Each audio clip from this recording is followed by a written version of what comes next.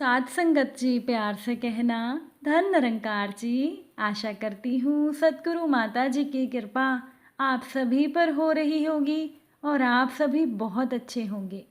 आप सभी का बहुत बहुत स्वागत है आपके ही अपने चैनल पर। एक नई साखी के साथ फिर से हाजिर हूँ मैं, और आज की साखी का शीर्षक है जो होता है अच्छे के लिए ही होता है। चलिए आज की साखी सुनते हैं। साध संगत जी, एक व्यक्ति एक मंदिर में सेवक था। उसका काम मंदिर की साफ सफाई करना था। भक्तों और श्रद्धालुओं के द्वारा दिए गए दान में से थोड़ा बहुत उसे मंदिर के पुजारी के द्वारा दे दिया जाता था, और इसी से उस व्यक्ति की जिंदगी चल रही थी। साध संगत जी, वो व्यक्ति अपनी ज़िंदगी से बहुत परेशान और दुखी था। मंदिर में काम करते करते वो दिन भर अपनी ज़िंदगी को लेकर शिकायतें करता रहता था।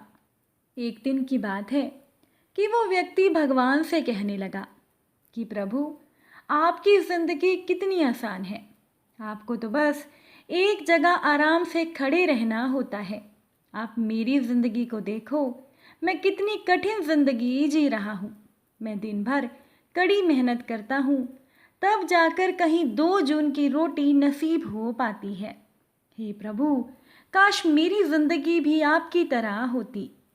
अब उस व्यक्ति की बात सुनकर प्रभु कहने लगे कि तुम जैसा सोच रहे हो वैसा बिल्कुल नहीं है। मेरी जगह रहना बिल्कुल भी आसान नहीं है, क्योंकि मुझे बहुत सारी चीज़ें देखनी पड़ती हैं, बहुत सारी व्यवस्थाएं करनी पड़ती हैं, और ये हर किसी के बस की बात नहीं।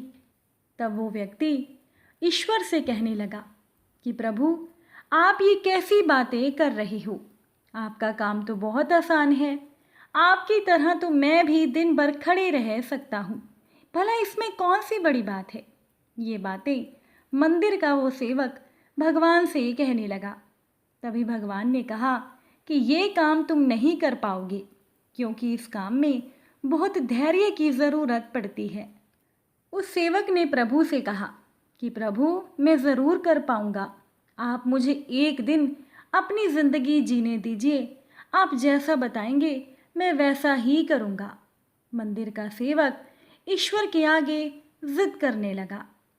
साध संगत जी, उस सेवक की जिद के आगे भगवान मान गए और कहने लगे कि ठीक है, आज पूरा दिन तुम मेरी ज़िंदगी जियो और मैं तुम्हारी ज़िंदगी जीता हूँ।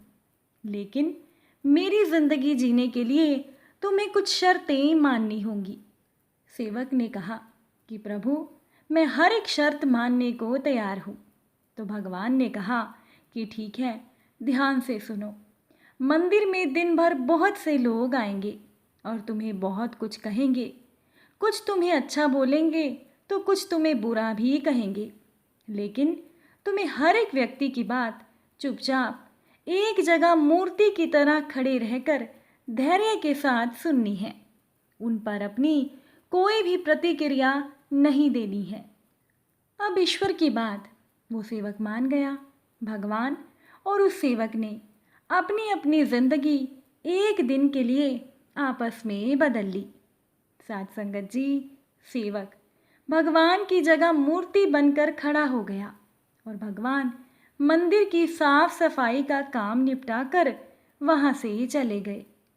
कुछ समय बीतने के बाद मंदिर में एक धनी व्यापारी आया और भगवान से प्रार्थना करते हुए बोला कि प्रभु, मैं एक नई फैक्ट्री खोल रहा हूँ।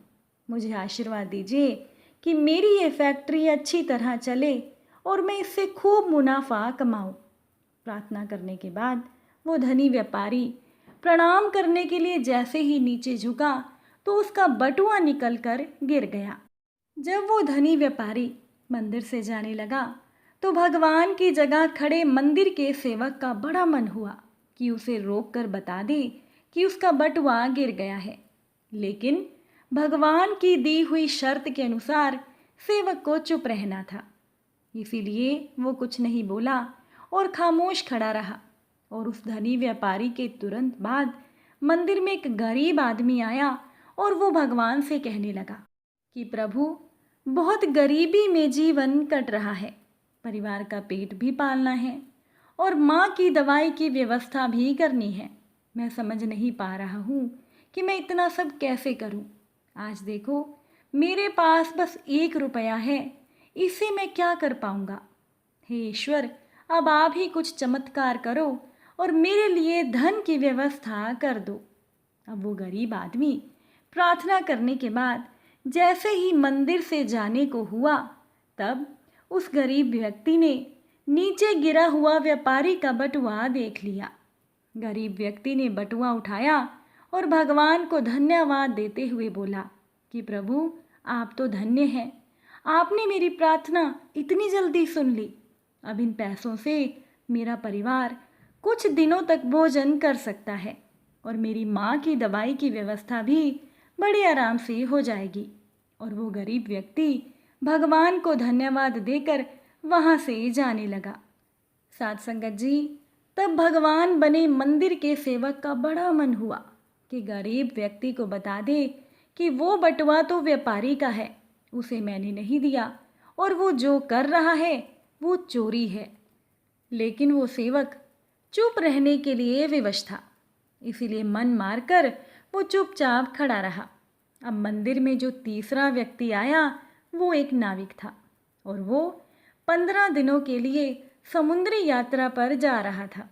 भगवान से उस नाविक ने प्रार्थना की कि उसकी यात्रा सुरक्षित रहे और वो सकुशल वापस आ सके।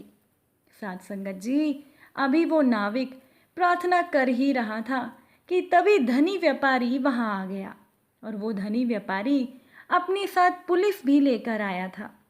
नाविक को देखकर वो धनी व्यापारी पुलिस से कहने लगा कि मेरे बाद ये मंदिर में आया है, जरूर इसने ही मेरा बटुआ चुराया होगा, इसीलिए आप इसे गिरफ्तार कर लीजिए। अब पुलिस नाविक को पकड़ कर ले जाने लगी। तभी भगवान बने सेवक को अपने सामने होता हुआ ये अन्याय सहन नहीं हुआ, लेकिन शर्त के अनुसार सेवक को चुप रहना था। लेकिन उसे लगा कि बहुत गलत हो रहा है, अगर मैं अब चुप रहा तो एक बेकसूर व्यक्ति को व्यर्थ में ही सजा भुगतनी पड़ेगी। इसीलिए सेवक ने, जो कि भगवान की जगह खड़ा था, उसने चुप्पी तोड़ते हुए कहा कि आप गलत व्यक्ति को पकड़ कर ले जा रही हैं। बटुआ इस नाविक ने नहीं, बल्कि इसके पहले आए हुए गरीब व्यक्ति ने चुराया है। मैं भगवान हूँ और मैंने सब कुछ देखा है। अब भला पुलिस भगवान की बात कैसे नहीं मानती। भगवान की बात को मानकर पुलिस ने नाविक को तो छोड़ दिया और उस गरीब आदमी को पकड़ लिया जिसने बटुआ लिया था। अब शाम को जब भगवान वापस आए तो मंदिर के सेवक ने पूरे दिन का वृतांत सुनाते हुए बड़े गर्व के साथ भगवान को कहा कि प्रभु, आज मैंने एक व्यक्ति के साथ अन्याय होने से रोका है। देखिए, आपकी ज़िंदगी जीकर आज मैंने कितना अच्छा काम किया है। तब सेवक की बात सुनकर भगवान ने कहा कि ये तुमने क्या किया। मैंने तुमसे कहा था कि चुपचाप मूर्ति बनकर खड़े रहना, लेकिन वैसा ना करके तुमने मेरी पूरी योजना पर पानी फेर दिया। उस धनी व्यापारी ने बुरे कर्मों के द्वारा धन कमाया था और अगर उसमें से कुछ पैसे उस गरीब आदमी को मिल जाते तो उसका भला हो जाता और व्यापारी के पाप कुछ कम हो जाते।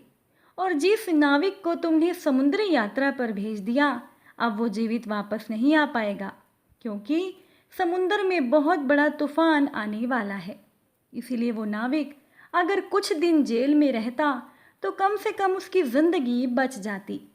अब सेवक को भगवान की बात सुनकर एहसास हुआ कि वो तो बस वही देख पा रहा था जो उसकी आंखों के सामने हो रहा था।